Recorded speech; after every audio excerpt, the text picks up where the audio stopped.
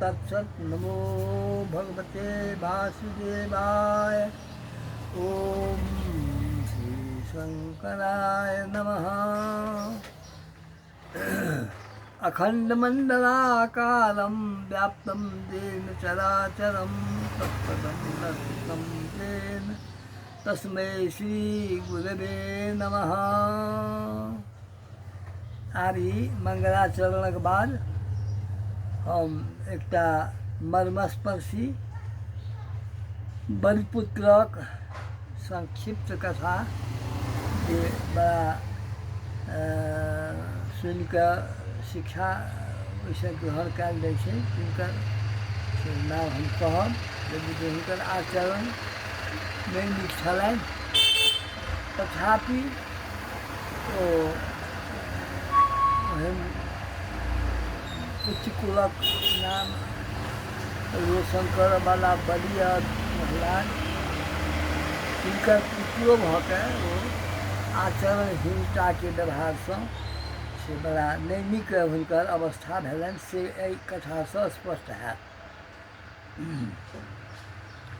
ई कथा गर्ग संहिता नामके एकटा अपूर्व धर्म ग्रंथ हमरा सभके से अहाँके संस्कृतिके भारतीय नेपाली संस्कृतिके सब ग्रंथ छी।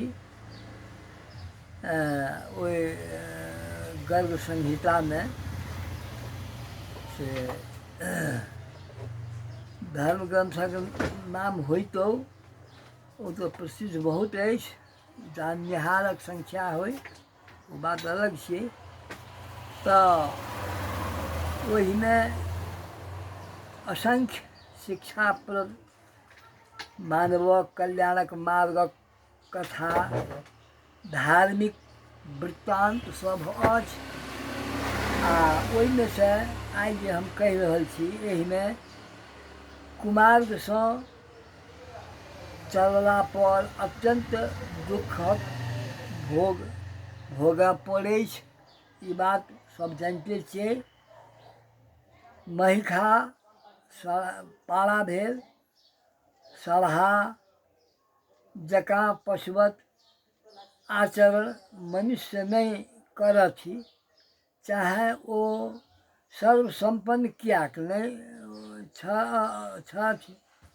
ओना राक्षसक संतान बेसी अज्ञानी अविवेकी अधर्माचारी होइ, तथापि राजा बलिक नाम हम अहाँ सबगोटे जानिते छियै। ओही वंशक प्रहलाद सेहो छलाह। कतेक दुखद अवस्था हिरण्यकशिपुके जलासँ हुनका भोगऽ पड़लनि। काल्हिए खन देखलिए टीवीमे जे बड़का बड़का विशाल गहुमन हजारों के संख्यामे एकटा मन्दिरके घरमे से ओ सबटा आनिकऽ राखल गेलै। अपना बेटाके प्रहलादके ओहि साँपसँ काटि कऽ ओकर मृत्यु भऽ जाय ताहि तरहे ओहिमे से जल गेलै। परन्तु ओ तऽ ओम नमो भगवते वासुदेवाय, ओम नमो भगवते वासुदेवाय इएह कहिके ओकरा धोखासँ ओहि घरमे देल गेलै जे ओकर खासे भाय रहै जटका से लऽ गेलै ओकरा जे मरि जाय, अपन बापक आदेश मानिके हिरण्यकशिपुके। परन्तु ओ तऽ कतऽ ओकर मृत्यु किया हेतै, साँप किया ओकरा धरतै, बल्कि ओकरा बेटेके जहन ओहिके दए देलकै घरमे आ ओ फेर घरसँ निकलि गेलै प्रहलाद, जहन बाहर भऽ कऽ अबै छै तऽ ओही व्यक्तिके ओ साँप सब जाकऽ काटि लेलकै ओकर जटका भएके। कतेक कतेक दुराचारिता से राक्षस परिवारक होइ छै। परन्तु ओहूमे ओ प्रहलाद सनक दिव्यात्मा 5 वर्षक उमेरवला से अपन सद्व्यवहारसँ से ओहि सबटाके दूर हटा देलकै। पहाड़ पर से खसलाके बादो ओकरा किछु नहि भेलै, रस्तेमे भगवानके आज्ञानुसार ओ पकड़ि लेल गेलै आ ओकरा सुरक्षित नीचाँ कयल गेलै। एहन एहन अनेक यातना हुनका भेटलनि, तथापि ओ अपन दिव्य भगवत स्मरण भजन कीर्तनसँ प्रहलाद बलि अपन अपन नाम अमर कऽ लेलनि।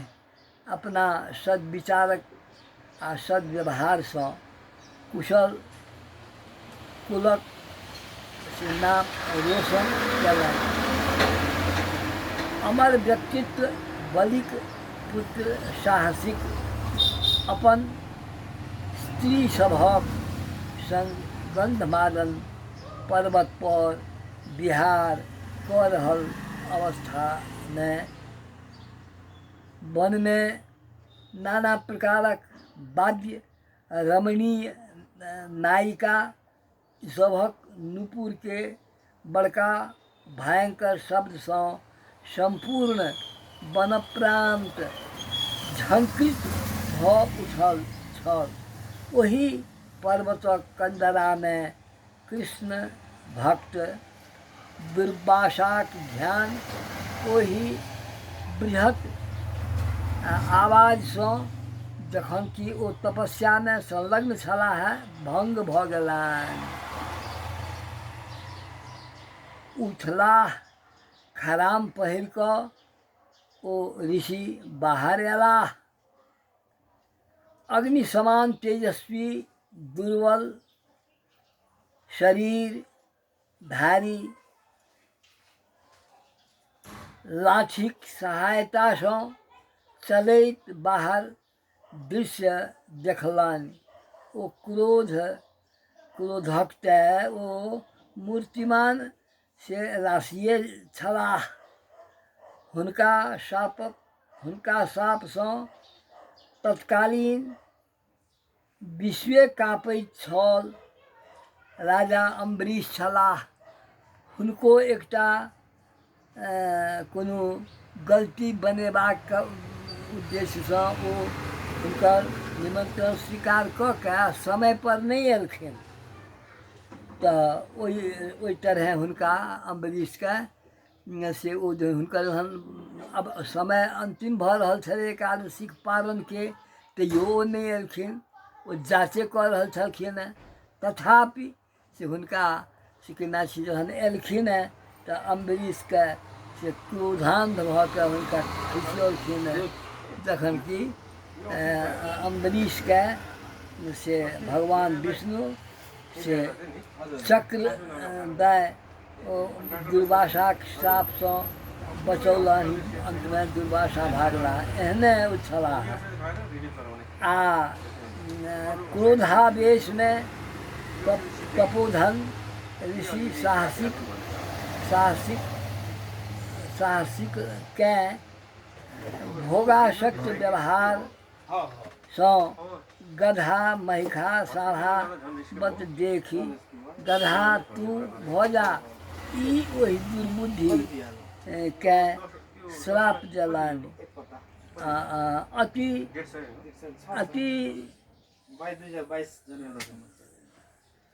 हिंसक काज करयवला आ कामी भोगासक्तिमे अपन आयु भरि नहीं जीवैत रहलाह। श्राप देलनि। आइसँ 4 लाख वर्ष पूर्व बितलाक बादे से तोरा बलदेव के द्वारा मृत्यु हेतौ से बात कहिके हाथसँ तोहर मृत्यु हेतौ से कहैत देवी ओ बड़ा दुखी भेला। कृष्ण ते प्रहलादके कहने रहथिन जे हमरा हाथसँ तोहर वंशक केओ नहीं मारल जेतौ, परंतु बलदेव हुनका मारलखिन। तेँ ओ दुराचारी रहितो के भगवान किछु नहीं कहलखिन। तऽ भाई द्वारा मृत्यु भेलै। भाई भेला बलराम जी हुनका द्वारा।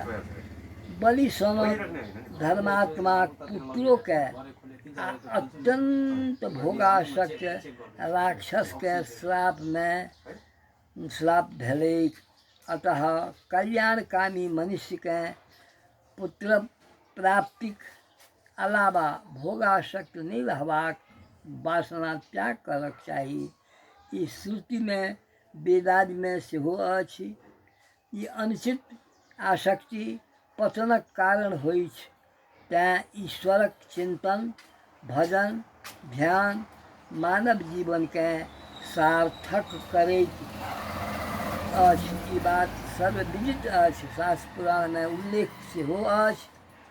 तेँ हम सावधान सबके करबैत छी जे अत्यंत आसक्तिवान, भोगमे आसक्त माल जाल जकाँ नहि रही आ पुत्रक इच्छा मात्रसँ अपन भोगा ओतबेमे अपन समयके सदुपयोग करी। आर समय भगवानके 3 घंटाके समय लगा कऽ भगवानक ध्यान, स्मरण, कीर्तन हरेक प्राणी प्राणी तऽ आब सबके की कहब, हरेक मानवके करऽके चाही।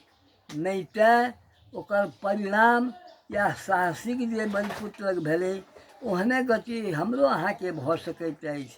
भारत नेपाल धर्म प्रधान देश होइतो पश्चिमी सभ्यता ओकर व्यवहारक नक्कल कऽ रहल अछि, भेल अछि। तेँ ई अति निंदनीय बात छी। अपना देशके, अपना धर्मके आचरण करी से बात उत्तम। तेँ एहिठाम भगवानके सदा सर्वदा पशुपतिनाथ हमरा नेपालमे छथि। भारतमे जतेक कोनो भगवानक अवतार भेलैए ओहिठाम भेलैए। भगवान बुद्ध एहिठाम नेपालक छिकाह, से बात तऽ ओकरो सब कहै छलै जे हमरे एहिठुमका छिकाह, से नहि भेलै, ओ गलत ओसब कहै छलखिन हेँ। तेँ लऽ कऽ नेपालमे वएह बुद्ध धर्मक एतेक प्रचार प्रसार भेलै। एतबे नहि, तिब्बत, चीन, जापान आ की नाम छिए आदि जे देश सब छै ओहिठाम बुद्ध धर्मक प्रचार प्रसार भेलै। आ हमसब ओहि बुद्ध धर्मके माननिहार हमरो देशमे अधिक संख्यकमे छथि। समयपर जागी आर समयपर से सदा सर्वदा नींदे नहि रही, सुतले नहि रही, जाहिसँ नारकीय गतिमे नहि पड़ी हमसब। ताहि दुआरे से भगवानके नजदीक जाय, हुनकर साक्षात्कार हुए। हमर समस्त मानव वर्गसँ अनुरोध अछि जे विशेष वासनाके पक्षमे नहि रही। यदि रहबो केलहुँ तऽ फेर ओकरा त्याग करी आ मरण पर्यन्त वासनाके वशीभूत भऽ कऽ अपन जीवनके निरर्थक नहि करी। आ अति रमणीय सुन्दर वेशभूषा देखि कऽ अपनाके नहि बिसरी, जागि जाय आ जागि कऽ सावधान भऽ जाय आ अपन जीवनके सार्थक करी। इएह हमर ई कहऽके उद्देश्य अछि। आ एहि कथाके अन्तमे एतेक कहैत हम से अपन ई गर्ग संहिताके जे ओ बलिपुत्रक कथा कहलहुँ, ताहिसँ लोकके सद्ज्ञान होइ, सद्व्यवहार करथि, से कहैत हम अपन एहि कथा से अंत, एहि प्रवचनक अंत कऽ रहल छी। ओम नमो भगवते वासुदेवाय। ओम श्री कृष्णाय गोविंदाय नमो नमः। भज गोविंदम भज गोविंदम, गोविंदम भज मूढ़मते।